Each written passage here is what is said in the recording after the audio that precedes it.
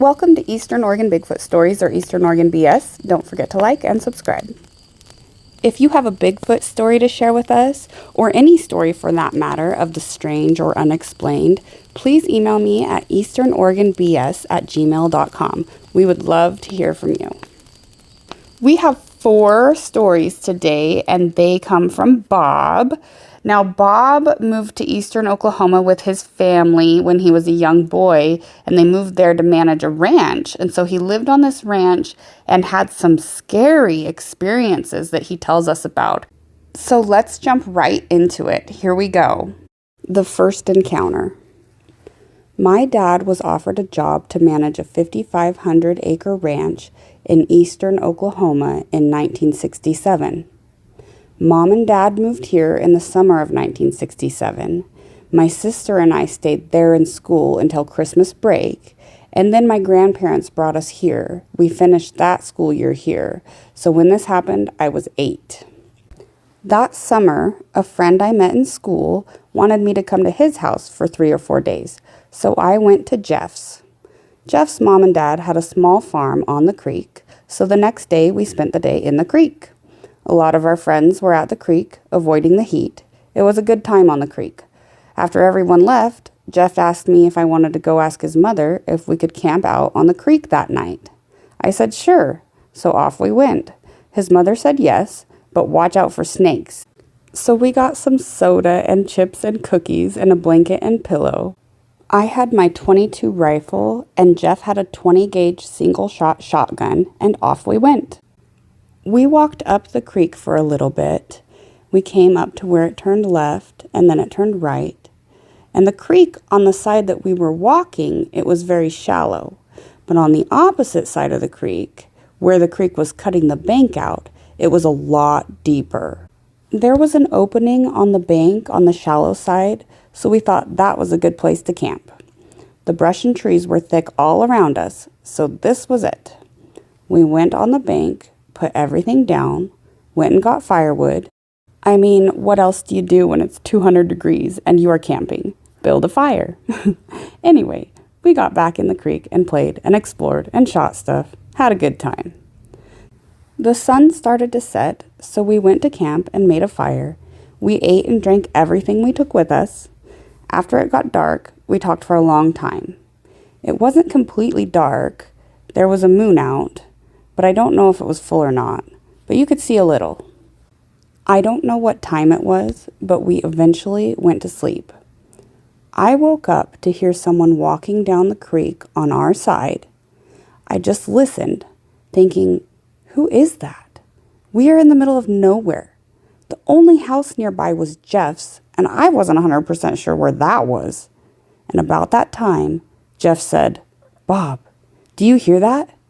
And I said, "Yeah." Jeff said, "Who is it?" I said, "I don't know."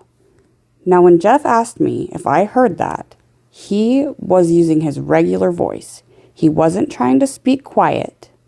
And when he said it, whoever this was stopped immediately. We both sat up and put our guns on our laps. This person walks across the creek through the deep water, and we could hear him climb up the bank. Now, directly in front of us across the creek was what I was told later was called pawpaw thickets.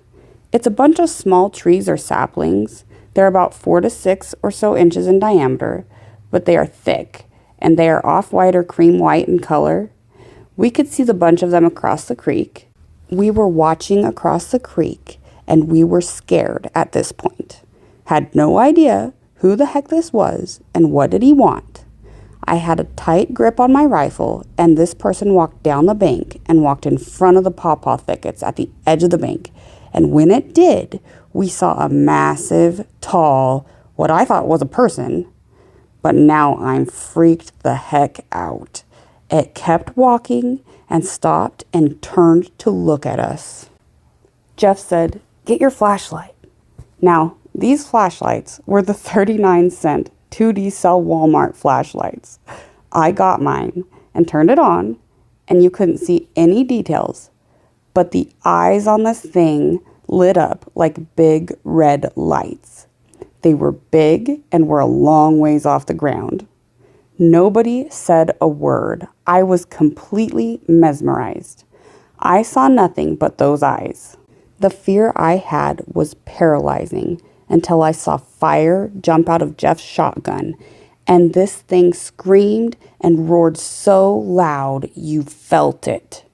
My whole body shook.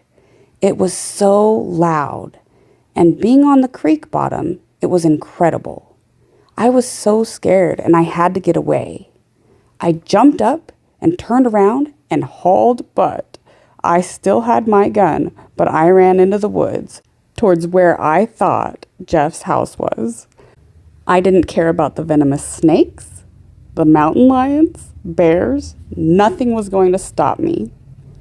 After I went a ways, I could hear something behind me. I didn't know if it was Jeff or if this thing had come across the creek and killed Jeff and now was after me. That made me run faster. At some point, I saw a security light through the treetops, and that's the way I went. I got to a pasture, and Jeff's house was at the top of the hill. It was a small hill, 30 or 40 feet maybe, but I had to cross a barbed wire fence and a pasture and another barbed wire fence.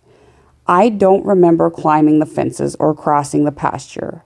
I remember climbing the hill and going to a corner of Jeff's house under a light. I was gasping for air and wore out, and adrenaline was bouncing off the top of my skull. And then something came up behind me and grabbed me, and I came unglued. It was Jeff. And when we got in the house, his mom was in the living room, and his dad met us at the door with a shotgun. We ran in. His dad said, "What the heck is going on?" We tried to tell them what happened, but I'm sure we just sounded like babbling idiots. His dad said, "You boys calm down.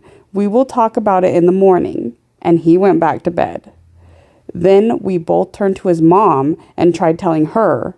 And after a while, she said, "You boys go to Jeff's room and go to bed. We will talk about it at breakfast." And she went to bed. So we went to Jeff's room. No way were we going to sleep. But after a long while, we heard Jeff's mom in the kitchen. We went in and started to tell her what happened. We were much calmer then, but still scared. His mom went and got his dad up and said, "You need to hear this." So his dad came in and we told him what happened. And he said, "After breakfast, take me up there and show me." So we ate and his dad got dressed and said, "Let's go." Me and Jeff got our guns and we told his dad, "You better get a gun." He said, "I don't need a gun," and off we went. We got down there and all our stuff was there, fire still smoking. We showed his dad where it was at, and his dad walked up the creek to find a shallow place to cross. Jeff and I could see that the thing pulled up and snapped off a lot of the pawpaw thicket trees and threw them everywhere. That side of the creek was destroyed. That thing was ticked. Jeff's dad walked around there for a while and came back. He said, "Get your stuff, let's go." And that was that. Heck of a thing to happen to an 8 and 7-year-old. To this day, I have never been that scared, and in my 59 years after that, I have been through some crap. I believe I put that night in a closet in the back of my brain and shut and locked the door and never thought about it, because Jeff and I grew up hunting that whole area from dark in the morning to dark at night, but never that bottom, and now I know why. In the late spring or early summer, Dad and the other hands were moving the cattle from the pasture across the creek that was below the house. The house sat on a bluff about 30 feet or so above the creek, and the balcony went the full length of the house and went out over the creek so you could see most of the pasture and keep an eye on the cattle. After the cattle got moved to the pasture behind the barn, the owner and his wife showed up, and Dad asked him why they wintered the cattle across the creek instead of the pasture behind the barn. It was a lot more difficult to load the truck with hay and cross the creek to get to the pasture in snow and ice, and the pasture behind the barn was a lot closer. The owner told Dad they used to do that, but bears would come out of the mountains and kill a calf or an old or slower cow. Well, after I heard that, with me being 10, I thought, cool, something else for me to hunt.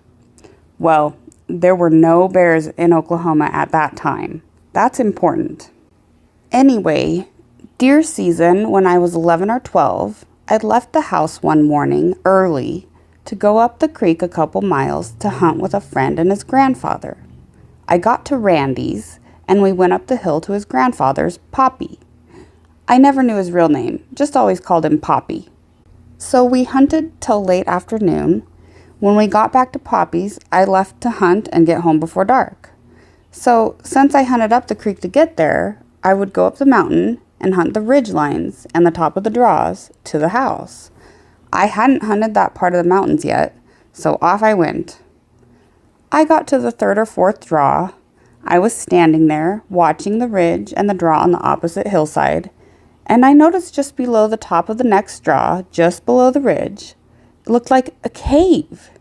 So I walked around the ridge and got above the cave and walked down and around the left side of the cave, went to the front and looked in. It was only about 4 feet or so to the back, so I went in and put my back against the wall, put my legs on the ground, and my feet went right to the beginning of it, and I thought this was cool. I thought, I can hunt here and watch the draw and the opposite hillside and ridge and stay out of the weather. This is where I'm hunting in the morning. I got out and went to the house, figuring out how I was going to get back there in the dark. I got home and got ready for the next day's hunt. I got up way too early, got dressed, grabbed my gun and flashlight, and took off. Going to my hunting cave, I was going fast, not trying to be quiet. I sounded like I was walking through a bowl of cornflakes. I was trying to get there fast so I could get settled in and let things quiet down. I had my flashlight pointed down so I wouldn't trip over rocks or limbs. I got there, settled in, and immediately I heard crunch, crunch, crunch. I thought, cool, deer moving already. Even though I couldn't see past my nose, it was coming closer, and I thought if it got close enough and I could see it, I would put a deer on the ground before daylight.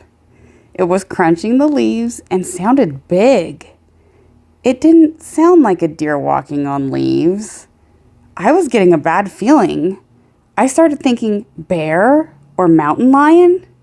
It was definitely close, so I pulled my feet inside the cave so it wouldn't see my shoes at the mouth of the cave and put my knees up and put the butt of my gun on the ground so the barrel was up by my face. This thing walked right up to the edge of the cave and little pebbles fell off the top and right in front of me. I was thinking, it's gotta be a bear. I could hear it breathing. It inhaled, and when it exhaled, it had a deep, I don't know what you'd call it, but like a small little growl. I was freaking. This, what I thought was a bear, was 3 to 4 feet right above me, just standing there. I started thinking, if this thing jumped down in front of me, I was screwed. The only thing I would be able to do is start shooting and try to get the heck out. I was trapped with nowhere to go. It had to be able to smell me. I don't remember smelling it. I don't know how long this took. It seemed like time stopped. After a while, it started walking off.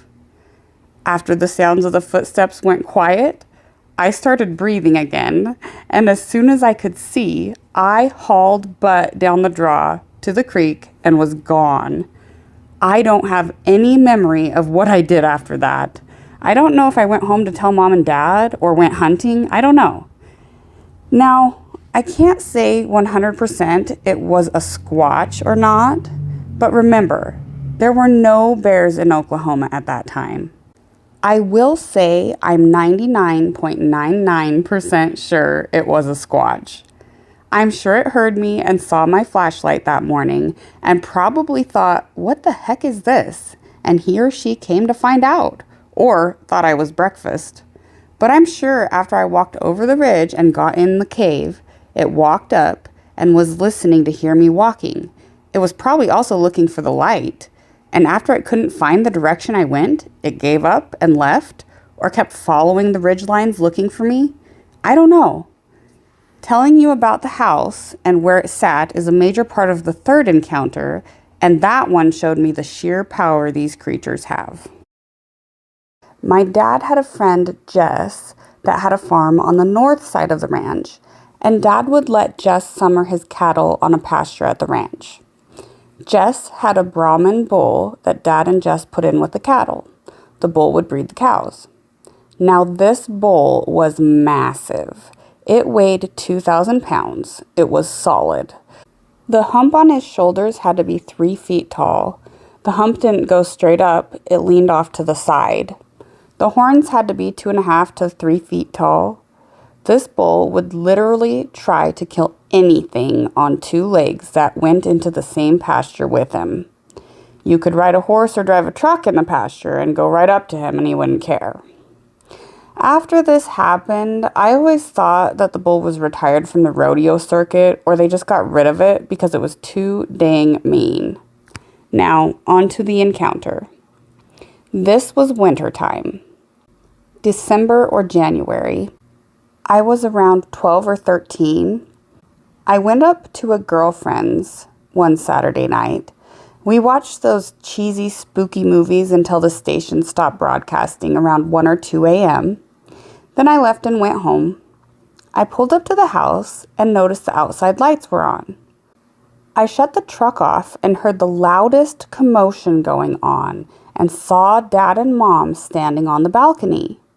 Dad had his pistol. I was walking up to the house and said, "What the heck is that?" Dad said, "A bear is attacking the cattle." You could hear the bear roaring and growling and screaming, and the bull was snorting and thrashing, and they were raising heck. I ran in the house and grabbed my .30-30, came back out to the balcony. I told Dad I was going to take the truck and drive around to the creek bank and put the lights on high beam, and maybe we could get a shot. Mom said, "Bobby, I'm going with you." So we jumped in the truck and drove down to the creek. I pulled up on the bank and got out, went to the front of the truck, and saw the bear standing on its hind legs on the bank on the other side of the creek, about 30 yards away. I ran back to the truck and Mom was getting out. I yelled, "Don't get out, we're going back to the house." When we got back, I asked Dad, "Did you see how big that bear is?" The roaring and growling and screaming stopped when I drove to the creek. All we heard now was the bull snorting and smashing his legs on the ground. He was running from left to right, and the cows were all mooing like crazy. It was still too dark to see across the creek, but the bull was still ticked. Dad said he was going to get some help. I stayed on the balcony with Mom. The fighting was pretty much over. It sucked not being able to see. I strained my eyes until they hurt. It was just starting to get light when Dad showed up with 3 other trucks of guys, and they were literally loaded for bear. I told Dad that I hadn't heard any fighting, so they crossed the creek, and you could see pretty good by then. They drove over to check on the cattle and bull, and the bull had the cattle backed up to the creek, and he was running left to right in front of them. Dad counted the cattle and checked the bull, and then they went 4 different ways looking for the bear. I could see good by then. The bull had gashes and blood on both shoulders. He had blood on his horns, and his hump was covered with blood. He was hurt. That was one heck of a fight. Dad and the guys were gone for a couple of hours and didn't find anything. That was the end of that encounter. But remember, there were no bears in Oklahoma then, and in 2017, when I started remembering everything, I thought about this encounter and thought, why didn't I see his eyes when the truck lights were on it?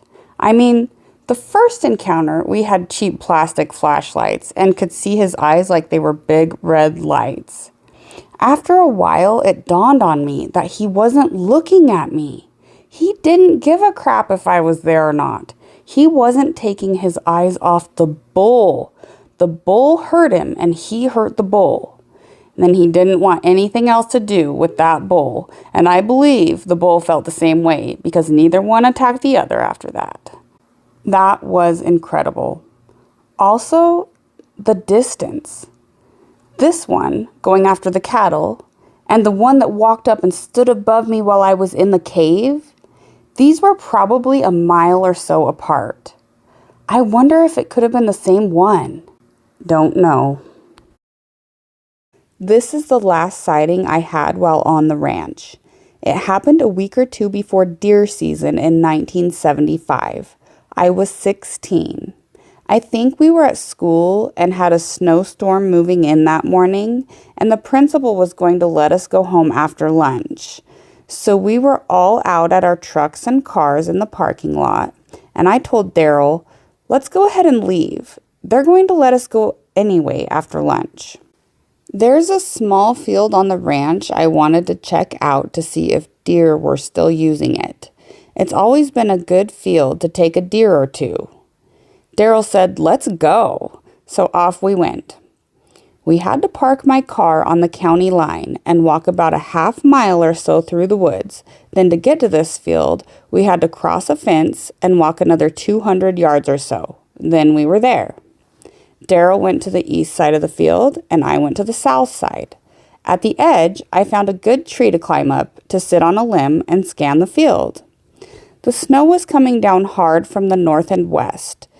The wind was blowing pretty hard.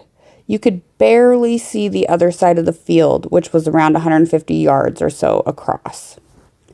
So I'm scanning side to side for any movement of deer coming in the field. I catch some movement from the left side of the field, the west side. 4 does come out and start browsing, and I scan the edge back to the right. Right in front of me, across the field, I notice a small black spot between 2 small oak trees. I'm looking at it through the snow, which was coming down at a 45 or so degree angle. I'm looking at this spot.